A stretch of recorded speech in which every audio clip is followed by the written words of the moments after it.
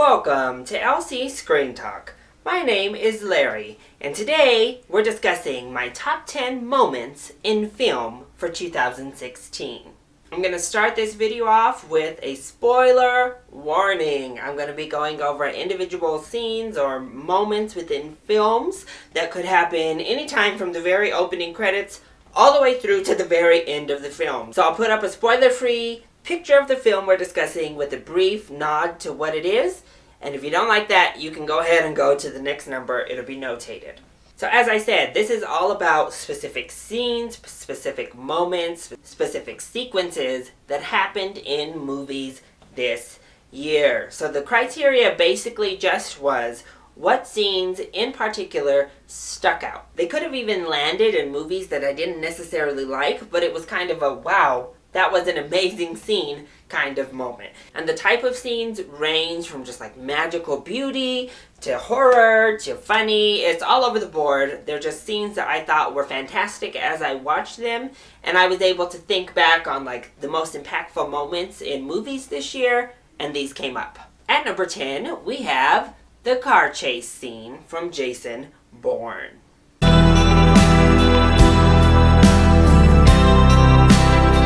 I mentioned it in my review, and it bears repeating now.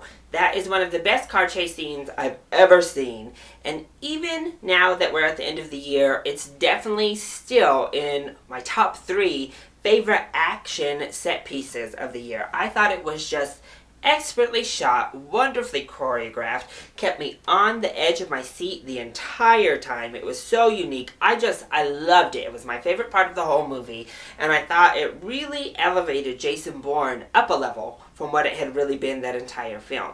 Plus, I think the fight that happens directly after the car chase scene was so gritty, so raw, so real, that it added to the chase itself. At number 9, I have the tire changing sequence from Nocturnal Animals.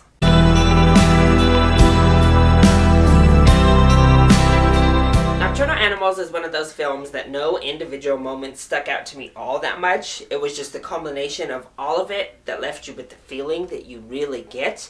But this one made it onto the list because that is one of the most tense sequences in a film this year. You're just waiting in dread, you're holding your breath, you're feeling gross, you're feeling disgusted, you don't really know which way this is going to work, if it's going to pan out right or if it's going to go horribly wrong. Kudos to all of the actors involved, in particular Aaron Taylor Johnson, who is just completely insane in this scene, and Jake Gyllenhaal, who really sold it as well. At number 8, we have the nun scene from The Conjuring 2.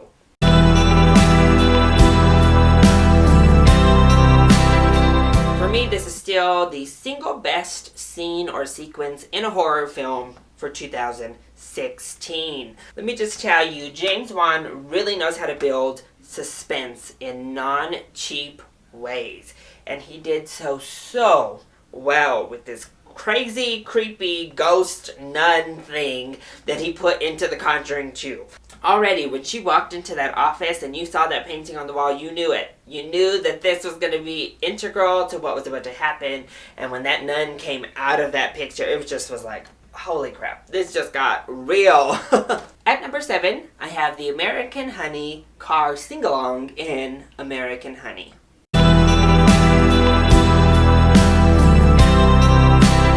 So the fact of whether I liked this film or didn't really like this film had ebbed and flowed throughout the entire, pretty much first 2/3 of the film.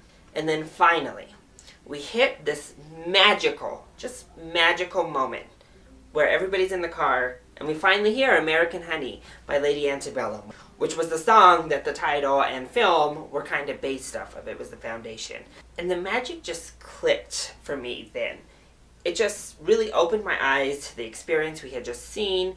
It really connected so many of the characters. There were such amazing small character moments just in that one scene that completely elevated the film to really strong status for me. And it set up a completely magical ending to it all as well. So this scene really just elevated the entire film and brought it to just a whole nother level for me. And I just found it to be really something special. At number 6, we have the opening credits from Deadpool.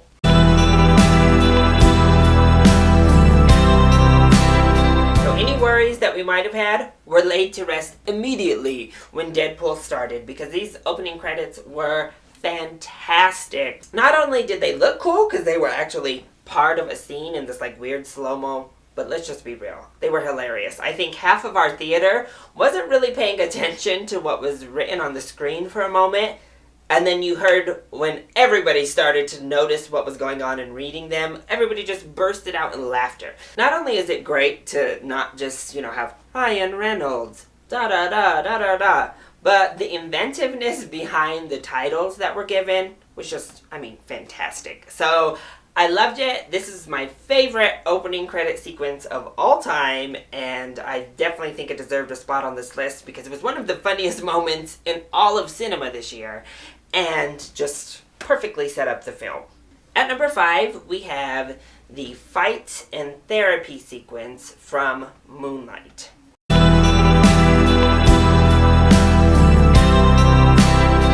So it was a really close call between this and the beach scene for me with Moonlight, but I ultimately went with this because it was such an emotionally draining and impactful moment. When the one friend Chiron has confided in, who he obviously had a crush on, who reciprocated the feelings to him and he had that sexual experience with, decides to hide behind this act of bullying rather than stick up for a person that he just had a sexual experience with and punch him in the face over and over, it was devastating.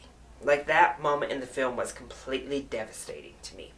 And then when Chiron is having his therapy session, or that woman is really kind of trying to get him to tell who did it, it really impacted me pretty deep. When he broke down and started crying, and there was just so much under the surface. There was so much in those tears that I was blown away. Like, that was the most emotionally impactful moment of the film to me. Just in that moment, him saying, you wouldn't understand. You wouldn't get it. It's not just me turning in some bullies. And it's like, oh, you felt the deep level of betrayal. You felt him recoil back into that closet that he had slowly kind of been trying to come out of. And now the one person who had really been holding that door for safe passage out betrayed him. So it was a lot. It was a lot to take in, and I thought it was a fantastic scene. At number 4, we have the Captain America and Bucky vs. Iron Man fight at the end of Civil War.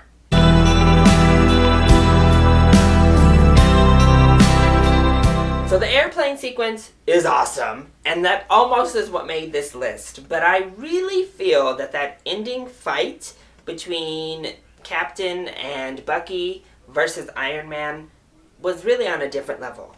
First of all, the reveal that takes place about Bucky killing Iron Man's parents right beforehand is already a moment in and of itself, and it just turns everything. It turns this from a discussion of the mind and a political discussion into an emotional discussion. It kind of turned the script on who you were rooting for, not who you thought was right, but now who you feel for. And a big part of that was definitely Robert Downey Jr. just selling it. But when we got into that fight itself, it was brutal. It was real, it was raw, it was brutal. And both sides thought that they were doing something right. I think you actually kind of saw the evilness within Bucky himself in that fight too. I know he was fighting for his life, but when he grabbed that reactor, I was like, he wants to kill Iron Man right now. He would rip his heart right out. Personally, I just felt betrayed when Captain America did all of this, when he shoved his shield down. There for a moment I was like, oh, he just killed him. Then I had to remember what happened in Iron Man 3.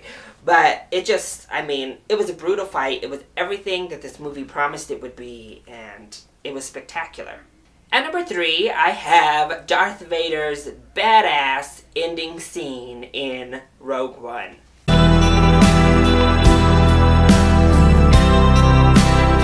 I geeked out in this moment more than any other moment in the movies this years. So Darth Vader's first appearance was cool, it was fun, there was a cheesy line thrown in.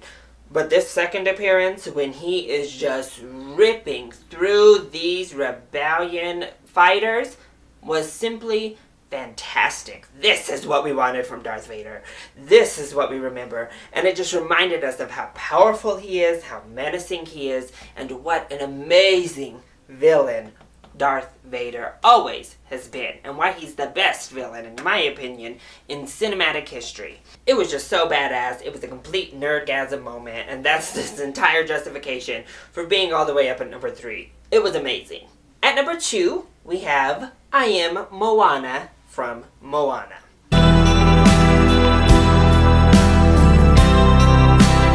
So this moment starts a little bit before Moana actually gets into the song, I Am Moana. But I have to tell you, when the stingray of her grandmother comes swooping down under the ocean toward her boat, I literally got chills. Like, it literally kind of just took my breath away. And then when she came up on that boat and got into the song and got into the discussion, it all was just so beautiful. It was such an amazing, amazing moment, especially since Moana had just failed and now felt completely defeated. Her grandmother wasn't pushing her to get back in there, wasn't doing the you gotta get back up, what doesn't kill you makes you stronger. It was just the love of a grandmother that helped Moana get back up to keep fighting. Like I said, chills. It was emotionally just so impactful to the story and to me. And then, of course, it was just gorgeously animated. And the music, fantastic. That song is wonderful. And then the full orchestra and the drums to close out the orchestration part was amazing. Before we hit number 1, let's go ahead and look at some honorable mentions. The first of which is the first time we hear Florence Foster Jenkins sing in Florence Foster Jenkins.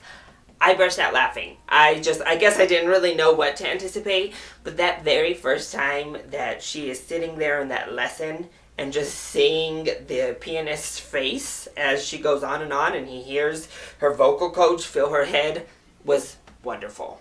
The turkey baster moment from Don't Breathe. Now this one was pretty much just a shocking moment. I was not anticipating that part of the film at all. After he had caught her and chained her and was coming at her with that little semen-filled turkey baster, talking about he needed his kids back, he needed to replace his daughter, my jaw dropped. It was literally just insane, but it was one of the most memorable and crazy moments in cinema this year. I mean, I thought it was fantastic in its lunacy. The Niffler jewelry heist scene from Fantastic Beasts and Where to Find Them, I just loved the Niffler. I loved this scene. I thought it was beautifully choreographed. All of the jewels kind of just flying around was gorgeous. The Niffler, pausing was just a great comedic time. Unfortunately, it led right into my least favorite scene of the movie, but this one was a gem. And the Harley Quinn and Joker acid sequence in Suicide Squad. So this one actually really highlighted the messed up relationship of the Joker and Harley Quinn and just what an abusive kind of relationship it truly is. And it kind of gave us a glimpse into the messed up dynamic that they have with each other, this weird codependency based on abuse. But then it's just gorgeously shot when they're in that pool of acid with the colors and then that gangster song playing over the top. I mean, it's hard not to romanticize something like this in your head when it looks and sounds and becomes this magic moment thanks to the composition. So at number 1, I have the ending of La La Land.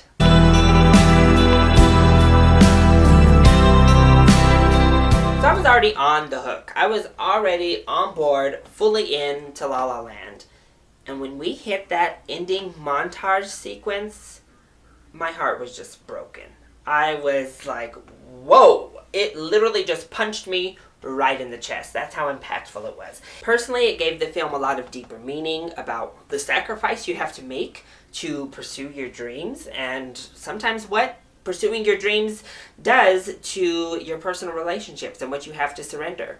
That true love isn't enough sometimes to overcome, and just loving someone isn't enough to make something work. And just to see the life that they could have had was heartbreaking, especially through Ryan Gosling's eyes, who was still alone, who still clearly loved her.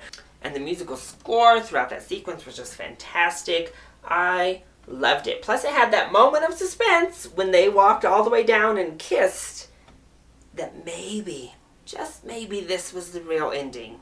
And then it crushes you. And I think that ending spoke to me so well because deep down, I am a hopeless romantic. And this film spoke to that, but then this ending really spoke to my cynical dark side because, I have no love life, so what's there to be so happy about? And this movie just displayed it so perfectly, of just lifting you into this fairy tale one last time before crashing it all back down to reality. It just was the most impactful, most jaw-dropping, beautiful, yet heartbreaking scene I've seen in films, at least in 2016. So that is my list of the 10 best scenes in films this year. What do you think? Do you like these scenes that I've outlined?